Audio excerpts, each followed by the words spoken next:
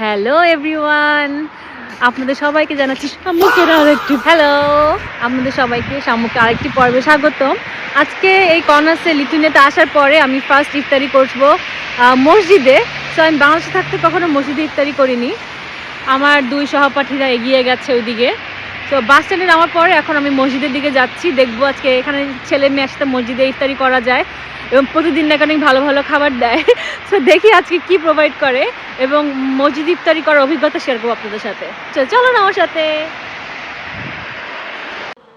First come first, সকালে আমরা আমাদের প্রেজেন্টেশন ছিল, প্রেজেন্টেশন দিতে চলে গেলাম। তারপরে আমরা এখানে সবাই ভিডিও করছিলাম।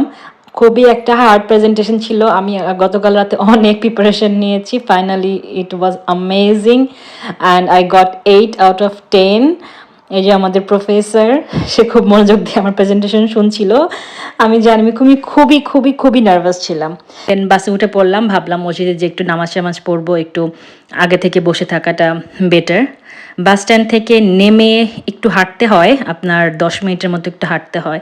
হাঁটতে হাঁটতে আমরা এটা পেয়ে গেলাম। এখানে মনে হয় খ্রিস্টানদের কবর দেওয়া হয়। এটা এতটাই বরফ জমে গেছে যে কবরগুলো দেখা যাচ্ছে না। সো আমরা এখানে মজা করতে করতে না, অ্যাকচুয়ালি বলতেছিলাম যেখানে হচ্ছে যেই টেম্পারেচারে ফ্রিজে আমরা খাবার রাখি সেই টেম্পারেচার দিয়ে আমরা এখন হেঁটে যাচ্ছি, বা সেই টেম্পারেচারের বাইরে আমরা থাকি এখন, যেহেতু বরফ, আমাদের ফ্রিজে তো বরফ জমে। এরকম আর কি কথা বলতে বলতে হাঁটতে হাঁটতে দেখলাম যে মসজিদ চলে আসছে। প্রচণ্ড রোজায় ধরছিল, কারণ প্রেজেন্টেশন সকাল থেকে ব্যাক টু ব্যাক, সারাদিন অনেক ঘোরাঘুরি হয়ে গেছে। এখন মসজিদের ভেতরে দেখাবো আপনাদেরকে। এটা আমাদের মসজিদের ভেতর। কর্নাসে একটাই মসজিদ আছে, ভিলনিয়াসে একটা মসজিদ আছে। মুসলমানের সংখ্যা একটু লিমিটেড দেখে মসজিদের সংখ্যা একটু কম। মসজিদটার লোকেশন আমি বলে দিচ্ছি, তোতরিও গার্তে 6, অথবা আপনারা গুগল ম্যাপে সার্চ করলেই দেখবেন, কর্নাস মস্ক লিখে সার্চ করলেই একটাই লোকেশন দেখাবে, কারণ কর্নাসে একটাই মসজিদ। আমি একটু ভিডিও নিচ্ছিলাম, আমরা এতগুলো মেয়ে হয়েছিলাম ওই দিন। এর পরের দিন আমিও গিয়েছিলাম, ওই দিন আরও বেশি মেয়ে ছিল। সো সেকেন্ড ফ্লোরে মেয়ে এবং ফার্স্ট ফ্লোরে ছেলেরা। কতদিন পরে যে আজানের শব্দ শুনেছি এবং আমি অনেক খুশি ছিলাম।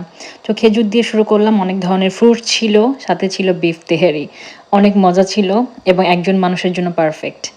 আমি একটু মন দিয়ে খাচ্ছিলাম, কারণ সারাদিনে আমি খুবই ক্ষুধার্ত ছিলাম। আমার অনেক কাজ করেছি সারাদিন, অনেক ঘোরাঘুরি হয়েছে, প্রেজেন্টেশনের অনেক প্যারা ছিল। সব কিছু মিলিয়ে আমি ভালো মতোই খেয়েছি এবং একজন মানুষের জন্য পারফেক্ট। অনেক পদের ফ্রুটস ছিল এবং হচ্ছে আপনার 3 রকমের জুস ছিল। সো আফটার ইফতারি, যেটা সবচেয়ে প্যারা লাগে আমার কাছে, ইফতারির পরে একটু শুয়ে পড়তে ইচ্ছা করে, বাট বাস জার্নি করে আবার বাসায় ফিরে আসতে হচ্ছে। আজকের মতো এখানেই বিদায়, বাই বাই, টাটা।